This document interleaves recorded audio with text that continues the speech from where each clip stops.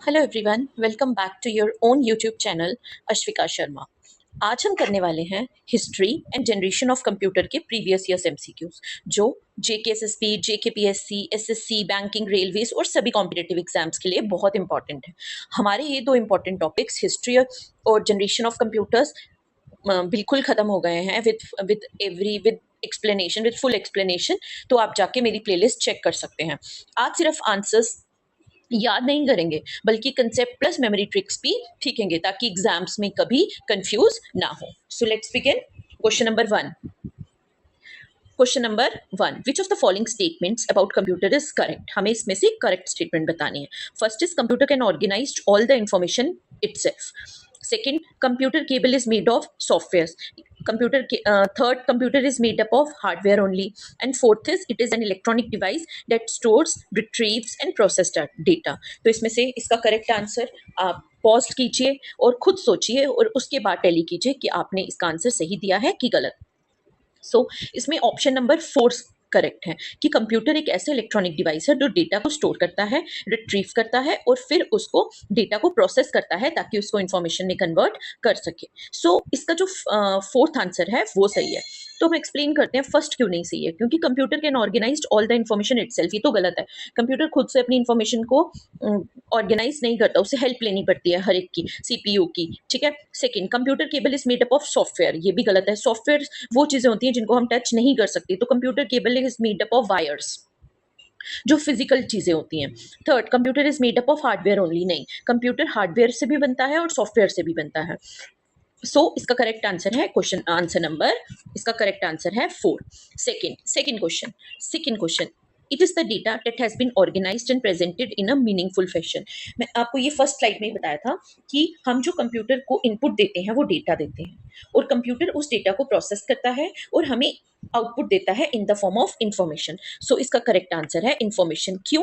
क्योंकि एक मीनिंगफुल जब भी आपके पास यहाँ पे एक मीनिंगफुल टर्म आ जाए, मीनिंगफुल डेटा मीन्स इंफॉर्मेशन। ठीक है। Question number third, the name of first electronic digital computer of the world. ये तो बहुत इंपॉर्टेंट क्वेश्चन है। First important electronic digital computer is ENIAC. ENIAC की फुल फॉर्म क्या थी? Electronic numerical integrator and computer. ठीक है। इसकी फुल फॉर्म क्या थी? Electronic numerical integrator and computer. तो इनैक जो है वो फर्स्ट इलेक्ट्रॉनिक डिजिटल कंप्यूटर है, जिसको डेवलप किया था 1945 में by John Mauchly and J Presper Eckert ने। अगर हम इसकी एग्जाम ट्रिक याद रखें, तो वेन एवर यू हेयर, जब भी आप कभी मैकले प्लस इकर्ट के बारे में सुनिए, मैकले प्लस इकर्ट, तो आपको इमीडिएटली रिमेंबर हो जाना चाहिए इनैक। ठीक है। क्या हो जाना चाहिए? ENIAC.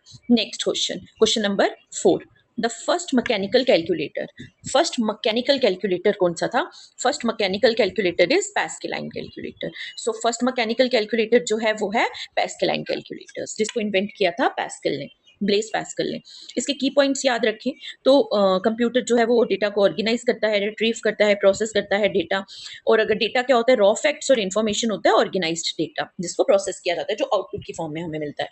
First electronic computer is ENIAC and first mechanical calculator is pascaline. ठीक है। Let's move to the next slide now. Question number fifth. Sorry, ये क्वेश्चन जो है वो गलत आ गया है। इसमें इन्होंने बोला है कि करेक्ट स्टेटमेंट जो है वो कौन सी है। इसमें से हमें करेक्ट स्टेटमेंट बतानी है। आप इसको काट दीजिए, करेक्ट स्टेटमेंट बतानी है। First is analytical engine was built by Charles Babbage. Of course analytical engine जो है वो किसने डिस्कवर किया था? चार्ल्स बेबेज ने। Second is Charles Babbage is known as the father of AI. Father of AI तो जॉन मैकले को बोला जाता है, और फादर ऑफ कंप्यूटर जो है वो चार्ल्स बेबेज को बोला जाता है। And third, Alan Turing Alan Turing consider as the father of modern computer. हाँ, ये भी सही है कि जो एलन टर्निंग है वो फादर है किसका? मॉडर्न कंप्यूटर का। इसमें कौन कौन से आंसर ऑप्शन सही है? एक तो ऑप्शन नंबर ए सही है और एक तो ऑप्शन नंबर सी सही है। तो आप यहाँ पे ऐड कर लीजिएगा, ए बी इसका सही है। ठीक है। Next question number six, the analytical engine जो चार्ल्स बेबेज ने बनाया था उसका क्या नाम है? एनालिटिकल इंजन जो चार्ल्स बेबेज ने बनाया था 1837 पे, वो फर्स्ट ऑटोमेटिक मैकेनिकल कंप्यूटर है. सो ये फर्स्ट ऑटोमेटिक मैकेनिकल कंप्यूटर है, तो इसमें हम मैकेनिकल कंप्यूटर की बात करेंगे. तो इसका करेक्ट आंसर है mechanical. Question number 7, which of the following is considered the first mechanical computer design by Charles Babbage. Of course Charles Babbage ने कौन सा मैकेनिकल कैलकुलेटर बनाया था? Analytical engine. सो इनैक अभी हमने पढ़ा कि एलन वो JW मैक्लियन कर्ट ने किया था, और ये फर्स्ट जनरल पर्पस कंप्यूटर था. एबिकस जो है वो फर्स्ट कैलकुलेटिंग मशीन है, और यूनिवेक जो है वो फर्स्ट जनरल पर्पस कंप्यूटर है, universal automatic computer. So Charles Babbage is known as the father of computer. So अगर हम मेमोरी ट्रिक की बात करें, B stands for Babbage means father of computer, T stands for Turing means the father of modern computer. So यहाँ पे हमने कुछ important points भी लिखे हैं कि जो Charles Babbage is known as the father of computer, Alan Turing is known as the father of modern computer, and analytical engine, first automatic mechanical computer. Let's move to the next slide. Question number 8. Question number 8, for adding numbers invented mechanical calculators. किसने invent किया था mechanical calculators numbers को add करने के लिए? Blaise Pascal ने. ठीक है. Question number 9, what is the full form ENIAC. और ये क्वेश्चन SSC CHSL 2020 में आया है. ये आपको बहुत कंफ्यूजन होगी पेपर में, बट याद रखिएगा, E stands for electronic, N stand for numerical, I stands for integrated, and A stands for advanced computer. C stands for computer. तो ENIAC was discovered in 1945 by John Maclean J.P. Kerr. First programming general purpose electronic digital computer माना जाता है ENIAC. Now move toward the next कि ENIAC को किस university में discover किया था. So इसका B आंसर करेक्ट है फ्रेंड्स. ये USA में है. तो इसमें इंपॉर्टेंट क्या है कि आपको फोकस करना है फुल फॉर्म, इन्वेंटर्स कौन थे, important years in computer history. Let's move to the next slide. Question number 11. What is the name of the first computer without mechanical part built by without mechanical parts built by JW Maclean J. Presper Eckert? It is ENIAC. Next, question number 12. Consider the following statement about first generation of computer. Consider the following statement about first generation of computer. अच्छा, आप comment में लिखिए कि first generation of computer का time period क्या है. सो first generation of computer में इन्होंने बोला है कि इनमें से कौन सी स्टेटमेंट सही है. जो फर्स्ट है, they used vacuum tubes. Of course first generation computer में जो स्विचिंग टेक्नोलॉजी यूज हुई थी वो वैक्यूम ट्यूब्स हुई थी. They used magnetic drum as a main memory. Yes. Question number option number 3, they were programmed using machine language. Yes, in a first generation computer जो language use हुई थी वो machine language use हुई थी. So all statements are correct. So इसका correct answer है option number 1, 2 and 3. अगर हम इसकी मेमोरी ट्रिक की बात करें तो आप याद रखिए V+M+M. V stands for vacuum, M stands for magnetic drum and M stands for machine language. बस इतना याद रख लो, फर्स्ट जनरेशन कभी नहीं भूलेगा. Next question. इसमें कुछ इंपॉर्टेंट, अच्छा, नो ट्रांसलेटर. इसमें ट्रांसलेटर कोई ज़रूरत नहीं होती, जैसे असेंबलर और कंपाइलर. इसमें डेटा जो है वो डायरेक्ट CPU प्रोसेस करता है. इसमें इंपॉर्टेंट हर एक चीज़ पॉइंट साइड में मैंने लिखी है. सो आप इसको पढ़ लीजिएगा. Next, move to the next slide. Question number 13. Question number 13 में हमें बोला है कि इसमें से कौन सी स्टेटमेंट जो है वो करेक्ट नहीं है. इनमें से कौन सी स्टेटमेंट करेक्ट नहीं है. Vacuum tubes were used in first generation.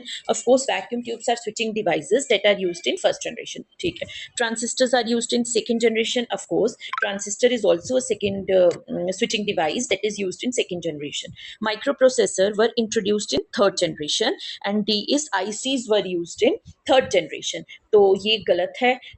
Third generation में जो स्विचिंग टेक्नोलॉजी यूज हुई थी वो इंटीग्रेटेड सर्किट्स यूज हुई थी, और फोर्थ जनरेशन में जो स्विचिंग टेक्नोलॉजी यूज हुई थी वो माइक्रो प्रोसेसर यूज हुई थी. So micro processor belongs to the fourth generation computer.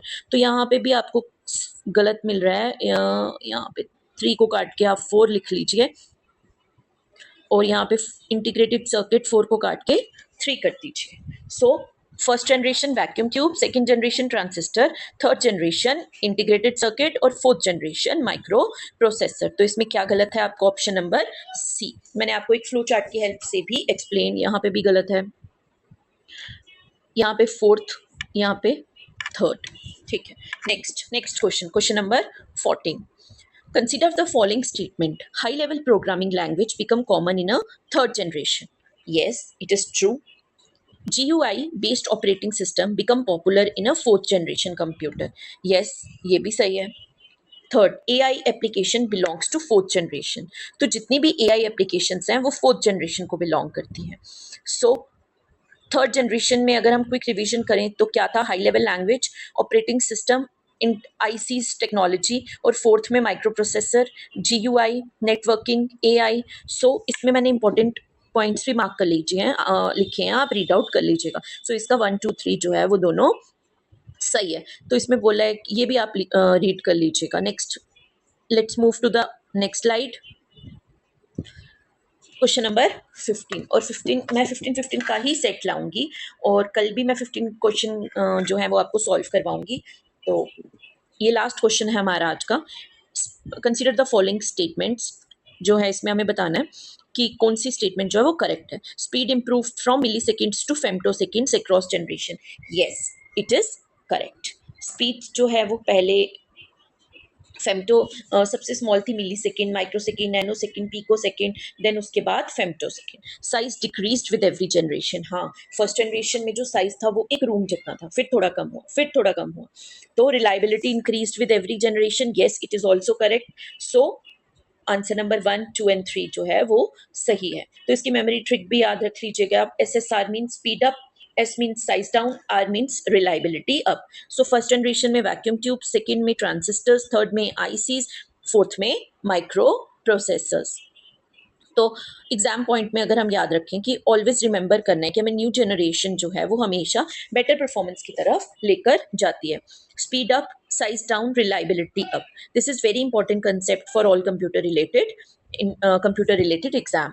Okay, thank you. अच्छे से पढ़िए, और कोई डाउट है तो कमेंट सेक्शन में प्लीज मेंशन कर दीजिए, और डू सब्सक्राइब माय चैनल. अगर आज की क्लास आपको यूजफुल लगी हो तो वीडियो को लाइक ज़रूर करें, अपने दोस्तों के साथ शेयर करें ताकि उनकी भी प्रिपरेशन स्ट्रांग हो सके. और अगर आप JKSSB, JKPSC, SSC, banking, railways और अदर कॉम्पिटिटिव एग्जाम्स की फ्री क्लासेस देखना चाहते हैं तो अश्विका शर्मा चैनल को सब्सक्राइब करना बिल्कुल मत भूलिए. मिलते हैं नेक्स्ट वीडियो में जहां मैं और 15 सेट्स के MCQs लेकर आऊंगी. Thank you and keep learning. Thank you.